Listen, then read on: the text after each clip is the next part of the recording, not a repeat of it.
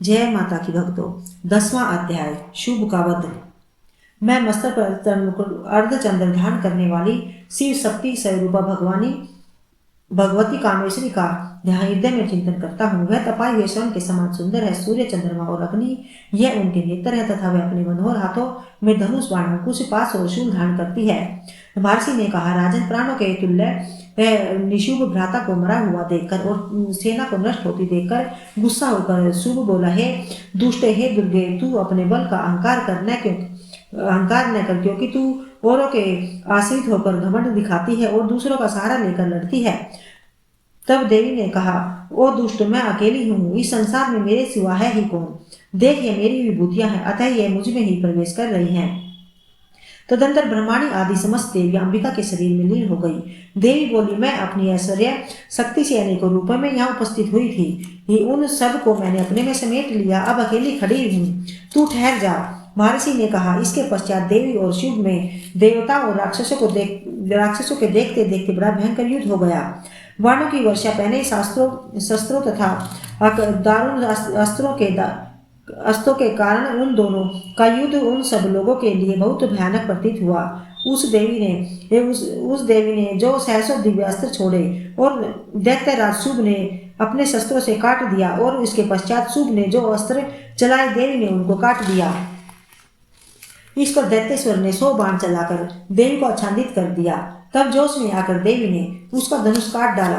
फिर जब धनुष कट गया तब दैत्येंद्र ने शक्ति हाथ में ली तो देवी ने अपने चक्कर से उसको भी काट दिया। फिर दैत्य का आदिश शुभ चमकती हुई ढाल लेकर देवी की ओर लपका। चंडिका ने आते ही के साथ अपने पहने बाणों से शुभ की तलवार काट दी और सूर्य के समान चमकती ढाल को भी काट डाला। और फिर दैत्य के रथ के घोड़े और सारथी भी मारे गए। धनुष तो पहले ही कट चुका था। अब उसने अंबिका को मारने के लिए भयंकर मुक्तर हाथ में लिया। देवी ने अपनी तरफ आते हुए उस मुक्तर को भी काट दिया। इस पर वह दैत्य मुक्का तान कर शीघ्रतापूर्वक भगवती की ओर दौड़ा और उसने बड़ी जोर से देवी की छाती में मुक्का मारा। देवी ने भी उसकी छाती में जोर से थप्पड़ मारा। भगवती का थप्पड़ खाकर दैत्य से पृथ्वी पर गिर पड़ा, लेकिन तुरंत ही उठकर खड़ा हो गया। फिर वह उछला और देवी को आकाश में ले जाकर खड़ा हो गया। तब आकाश में भी अंबिका बिना किसी आधार के शिव के साथ युद्ध करने लगी। उस समय दैत्य और चंडिका का आकाश में परस्पर लड़ने लगे। यह युद्ध पहले सिद्ध और मुनियों को विस्मय में डालने वाला हुआ। फिर अंबिका ने दैत्य के साथ बहुत देर तक युद्ध करने के बाद उसे जोर से घुमाकर पृथ्वी पर पटक दिया।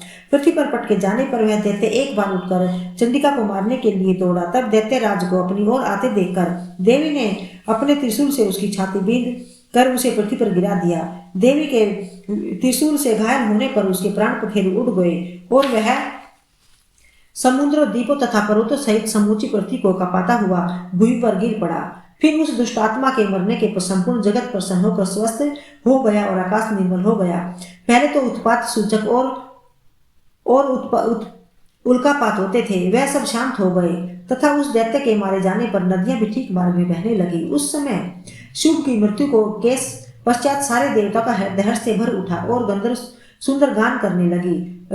अन्य गंधर्व बाजे बजाने लगे और अप्सराएं नाचने लगी। सूर्य की कांति स्वस्थ हो गई। यज्ञशालाओं की अग्नि अपने आप प्रज्वलित हो गई तथा संपूर्ण दिशाओं में शांत शांत शब्द होने लगा। ओम नमः चंडिकाय।